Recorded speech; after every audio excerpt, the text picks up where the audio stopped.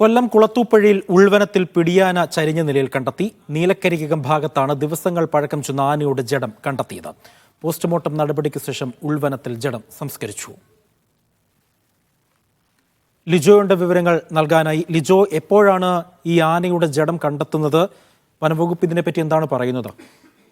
അജി, വനം വകുപ്പ് കുളത്തൂപ്പുഴം റേഞ്ചിൽ ഉൾപ്പെടുന്ന ശങ്കിലി സെക്ഷനിലെ നീലക്കരിക്കകം ഭാഗത്താണ് പിടിയാനയെ ചരിഞ്ഞ നിലയിൽ കണ്ടെത്തിയത്. ഇന്നലെയാണ് വനം വകുപ്പ് ഉദ്യോഗസ്ഥർ ഇത് കണ്ടെത്തിയെന്നുള്ളതാണ് നമുക്ക് മനസ്സിലാക്കാൻ കഴിയുന്ന കാര്യം. ഏകദേശം 5 ദിവസത്തോളം ഈ ആനയുടെ ചരിഞ്ഞ ആനയ്ക്ക് പഴക്കമുണ്ട് എന്നുള്ളതാണ് നിഗമനം.